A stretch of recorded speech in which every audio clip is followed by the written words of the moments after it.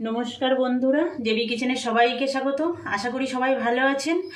আজ আপনাদের সঙ্গে আমি শেয়ার করব হাতে বাটা মশলা দিয়ে হাতে মাখা মাটন কষা। মাটন আপনারা সবাই খুব সুন্দর রান্না করতে পারেন, কিন্তু আমি কিভাবে করি এই মাটন কষাটা আপনাদের সঙ্গে শেয়ার করব। আমার ভিডিওটা স্কিপ না করে সম্পূর্ণ দেখে একবার বাড়িতে করবেন, আশা করি আপনাদের খুবই ভালো লাগবে। আমি মাটন কষার জন্য নিয়েছি, দেখুন মটন নিয়েছি 500 গ্রাম, এখানে জিরে বাটা নিয়েছি, হলুদ, লঙ্কা বাটা, এখানে গরম মশলা বেটে নিয়েছি, গোটা গরম মশলা, সবই বাটা মশলা দিয়ে করবো সেই জন্য আমি গোটা গরম মশলা বেটে নিয়েছি। টক দই নিয়েছি 2 চামচ, 50 গ্রাম মতো হবে। সর্ষের তেল নিয়েছি, আমি রান্নাটা সর্ষের তেলে করবো সেই জন্য সর্ষের তেল নিয়েছি। লবণ নিয়েছি, রসুন বাটা, আদা বাটা, 2টো মিডিয়াম সাইজের পেঁয়াজ দেখুন এরকম বড় বড় করে কেটে রেখেছি, 2টো কাঁচা লঙ্কা চিড়ে নিয়েছি, 2টো আলু এই যে 4 টুকরো করে রেখেছি, আর একটু গোটা জিরে। তাহলে দেখুন আমি কিভাবে এই হাতে মাখা মাটন কষাটা রান্না করি। এবার আমি মাটনের মধ্যে সব মশলাগুলো দেব। প্রথমে আমি স্বাদ মতো লবণ দিয়ে নেব। এই রান্নাটা খুব সুন্দর হয় বন্ধুরা, একবার বাড়িতে বানিয়ে দেখবেন, আশা করি আপনাদের খুবই ভালো লাগবে। এবার আমি হলুদ গুঁড়ো দেব,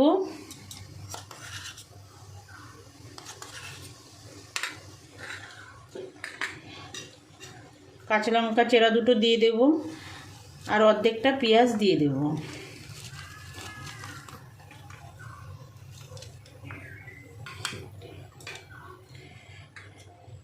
এখানে বড় চামচের 1 চামচ আদা বাটা আছে, দিয়ে দেব।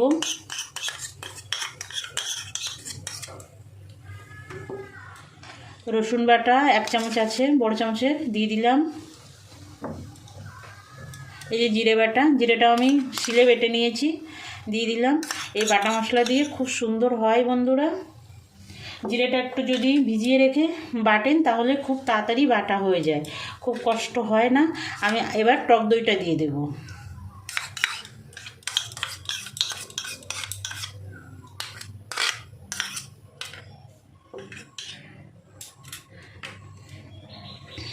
দিয়ে দেবো 1/2 চামচ এই যে গরম মশলা বেটে রেখেছি, এই গরম মশলাটা দিয়ে দেবো। গরম মশলা যখন বাটবেন গোটা গরম মশলা, তখন যতটা এলাচ নেবেন তার থেকে লবঙ্গ একটু কম নেবেন। ধরেন 6টা যদি এলাচ নেন তাহলে লবঙ্গ নেবেন 4টে, দেখবেন সেই গরম মশলাটা সুন্দর একটা টেস্ট হয়। এবার একটু মেখে নেব, যেহেতু হাতে মাখা সেই জন্য হাত দিয়ে ভালো করে এটা মেখে নেব। আমি লঙ্কাটা পরে দেবো বন্ধুরা, লঙ্কাটা দিলে হাত জ্বালা করবে সেই জন্য আমি লঙ্কাটা পরে দেবো। আর আপনারা এই পেঁয়াজটা ছোট করেও কাটতে পারেন, কিন্তু আমার কাছে মনে হয় মাংসর মধ্যে বড় করে দিলেই ভালো হয়, সেই জন্য আমি বড় করে পিস করেছি। আপনারা আপনাদের পছন্দ মতো কেটে নেবেন, কোনো অসুবিধা নেই।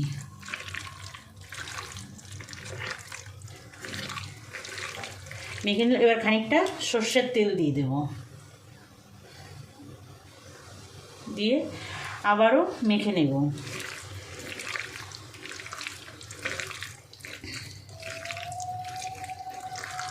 ভালো করে মাখতে হবে, মশলাটা যাতে মাংসের মধ্যে ঢুকে যায়।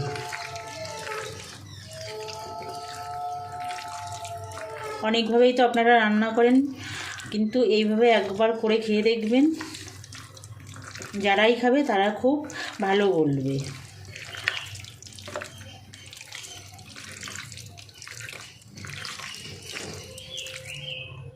দেখুন বন্ধুরা, আমি সুন্দর করে মাংসটা মেখে নিয়েছি হাত দিয়ে। এবার আমি এই যে লঙ্কা বেটে রেখেছি, এর 1/2 লঙ্কা দিয়ে আমি চামচ দিয়ে একটু মেখে নেব। হাত দিয়ে মাখলে তো হাত জ্বলবে, আপনারাও তাই করবেন। আর 1/2 আমি পরে ব্যবহার করব।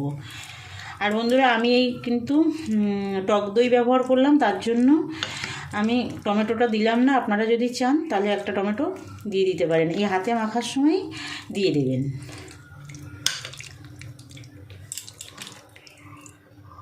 দেখুন আমার লঙ্কাটা দিয়ে চামচ দিয়ে মেখে নিয়েছি। এবার আমি ঢাকা দিয়ে রাখবো আধ ঘন্টা পরে ফেরত আসছি। আধ ঘন্টা হয়ে গেছে বন্ধুরা, আমি গ্যাস জ্বালিয়ে কড়াই বসিয়ে দিয়েছি। এবার আমি কড়াইতে দিয়ে দেবো তেল।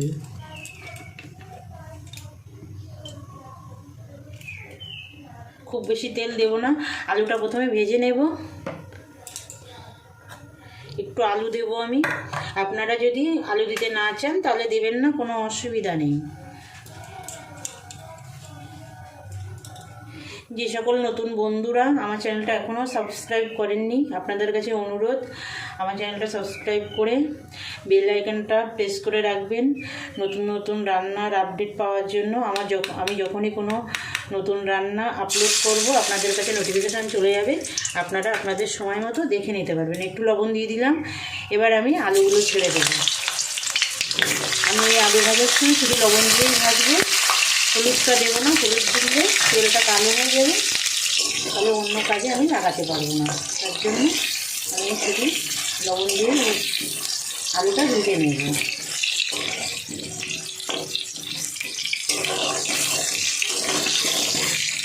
দেখুন আলুটা একটু ভেজে নিয়েছি। এবার আমি যে পেঁয়াজটা রেখে দিয়েছিলাম এই পেঁয়াজটা একসঙ্গে দিয়ে দেবো, আলুর সঙ্গে ভেজে নেব।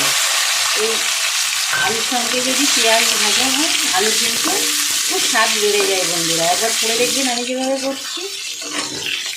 আর যে সকল বন্ধুরা আমার চ্যানেলটা সাবস্ক্রাইব করে আমার সঙ্গে আছেন সেই সকল আমার পুরনো বন্ধুদের অসংখ্য ধন্যবাদ। আমার সঙ্গে থাকবেন, আমার রান্নাগুলো দেখবেন, লাইক কমেন্ট করবেন আর বন্ধুদের কাছে শেয়ার করবেন।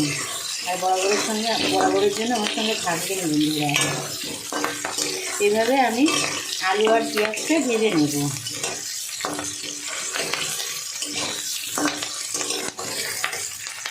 দেখুন বন্ধুরা আলু পেঁয়াজটা সুন্দর ভাজা হয়ে গেছে। আমি এবার তুলে নেব।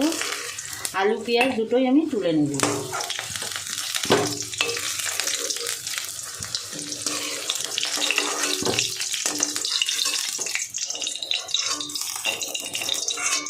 আলু পেঁয়াজ তুলে নিলাম।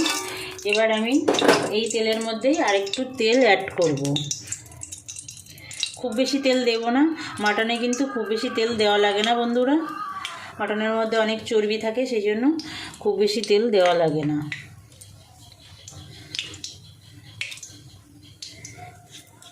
এবার আমি এই তেলের মধ্যে একটু এই গোটা জিরে নিয়েছিলাম, জিরেটা ফোড়নে দিয়ে দেবো।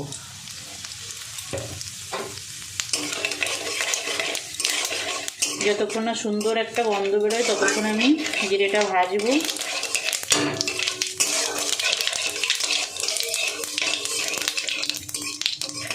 জিরাটা দেখুন সুন্দর ভাজা হয়ে গেছে। এবার আমি হাতে মেখে রাখা যে মটনটা এটা আমি দিয়ে দেব। আস্তে আস্তে করে ছাড়তে হবে বন্ধুরা, নাহলে তেল ছিটকে গায়ে লাগতে পারে।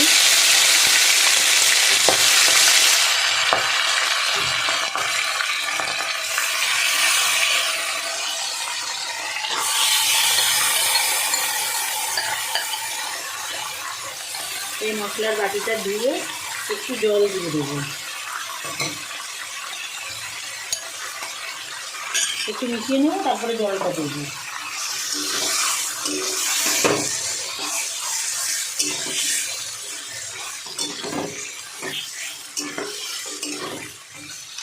এবার বাটিটা ধোয়া জলটা দিয়ে দেবো।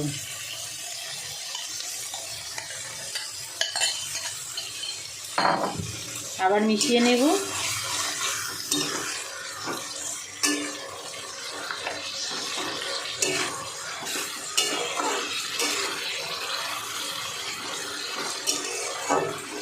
এবার একটু ঢাকা দিয়ে রাখবো।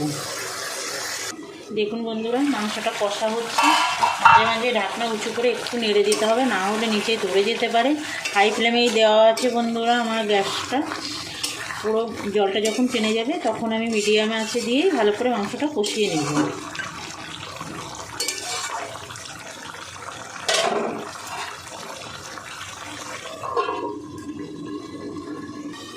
দেখুন বন্ধুরা জলটা কিন্তু পুরো শুকিয়ে গেছে। এবার দেখুন চারি সাইড দিয়ে কিন্তু তেল ছেড়ে দিয়েছি। এই সময় আমি মিডিয়াম আছে মাংসটা কষিয়ে নেব। আমি প্রেশার কুকারে রান্না করব, কিন্তু কী করলে প্রেশার কুকারে করেও কড়াইতে রান্না করার মতো স্বাদটা আসে সেটাও আমি বলে দেবো বা দেখিয়ে দেবো। আমি আঁচটা মিডিয়ামে করে দেব।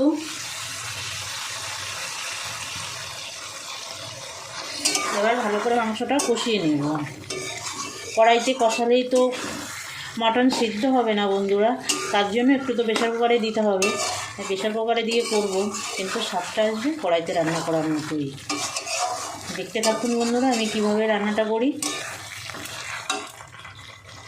দেখুন বন্ধুরা, মাংসটা কষানো হচ্ছে, তেল বেরিয়ে আসছে মাংস থেকে। এই সময় কিন্তু নাড়তে হবে ঘন ঘন, না হলে নিচে ধরে যেতে পারে। ভালো করে নাড়তে হবে। আর এই মাংসটা কষাতে কষাতে যখন মানে পটপট করে ফুটবে তখন বুঝবেন যে মাংসটা কষানো হয়ে গেছে। মাংস যত ভালো করে কষানো হয় ততই কিন্তু খেতে টেস্ট লাগে বেশি। মাংসটা ভালো করে কষাতে হবে, আর এই সময় ভালো করে নাড়তে হবে, নাহলে নিচে লেগে যাবে। দেখুন আমি নাড়ছি, তাও যেন নিচে লেগে যাচ্ছে। এই জন্য ভালো করে নাড়তে হবে। আর আঁচটা মিডিয়ামে রাখতে হবে, হাইতে দিলে পুড়ে যাবে। পোড়া গন্ধ হয়ে গেলে মাংসটা কিন্তু ভালো লাগে না বন্ধুরা।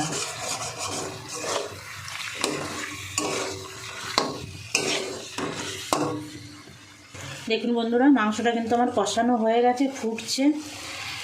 আপনারা শুনতে পাচ্ছেন কিনা জানি না, তবে মাংসটা ফুটছে। এবার আমি যে লঙ্কা বাটাটা রেখে দিয়েছিলাম সেই লঙ্কা বাটাটা এর মধ্যে দিয়ে দেব এই আলু আর পেঁয়াজ যে ভেজে রেখেছিলাম এটা দিয়ে দেব। দিয়ে এবার মিশিয়ে নেব, সব একসঙ্গে মিশিয়ে নেব।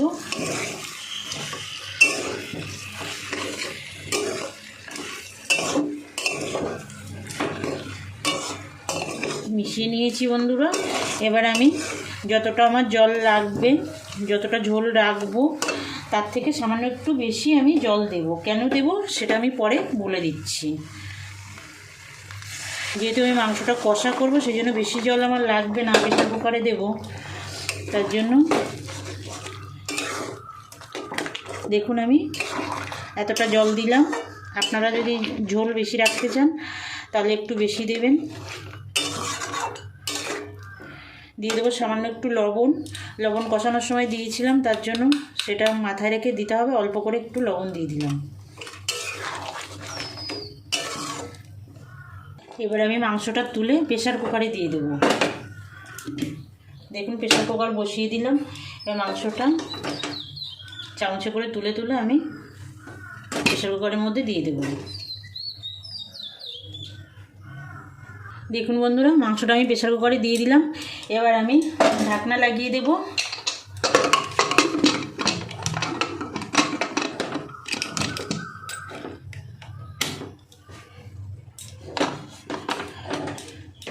প্রেসার কুকারে যখন প্রথম সিটিটা আসতে যাবে, বোঝাই যায় যে সিটি আসবে, তখন আমি আঁচটা একদম লোতে করে রেখে আমি 10 মিনিট গ্যাসে বসিয়ে রাখবো।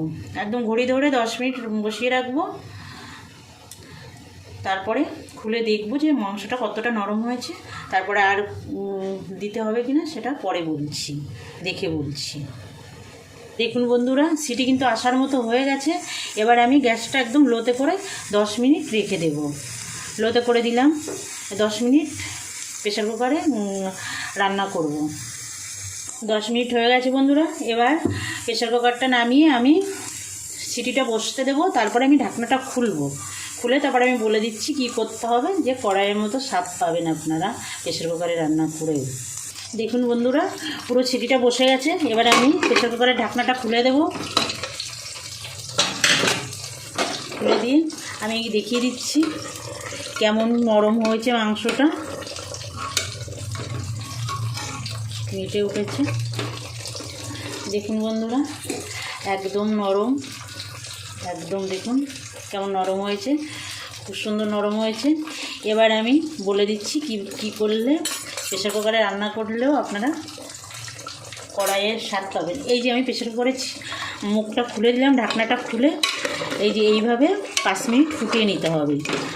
প্রেসার কুকারে হয়ে গেল মানে সঙ্গে সঙ্গে নামিয়ে নেওয়া যাবে না মাংসটা একটু এই যে 5 মিনিট এইভাবে ফুটিয়ে নিলে একদম কড়াইয়ের স্বাদ চলে আসবে বন্ধুরা। একবার করে দেখবেন, আমি যেভাবে বলছি একদম সুন্দর টেস্টের মাংস তৈরি হয়ে যাবে। দেখুন কত সুন্দর হয়েছে দেখতে। আমি 5 মিনিট ফুটিয়ে নেব। কুকারের মধ্যে ফুটছে। এটা আপনারা কড়াইতে ঢেলেও ফুটিয়ে নিতে পারেন, কিন্তু আবার কড়াইতে লাগানো, সেই জন্য আমি প্রেসার কুকারেই ফুটিয়ে নিচ্ছি। এই জন্য বলেছিলাম যেটুকু আপনারা ঝোল রাখবেন তার থেকে সামান্য একটু বেশি দেবেন, এই জন্যই বলেছিলাম। এই যে এই সময়ে একটু ঝোলটা টেনে যাবে, সেই জন্য।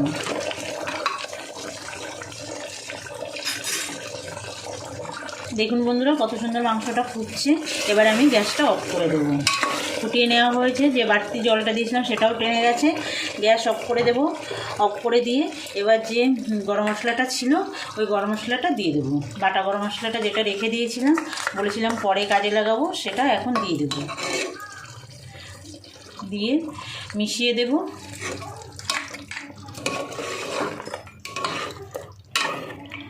দেখুন একদম কষা কষা হয়ে গেছে।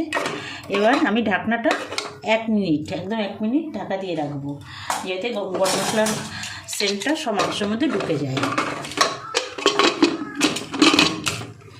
গ্যাস কিন্তু অফ করে দিয়েছি, অফ করার পরেই এটা করতে হবে এই কাজটা। দেখুন বন্ধুরা বাটা মশলা দিয়ে হাতে মাখা মাটন কষা একদম রেডি। বানাবেন একবার বাড়িতে, দুর্দান্ত লাগে খেতে। আজ তাহলে এই পর্যন্ত থাক, আপনাদের অনুরোধ করলাম একবার বানানোর জন্য। নমস্কার।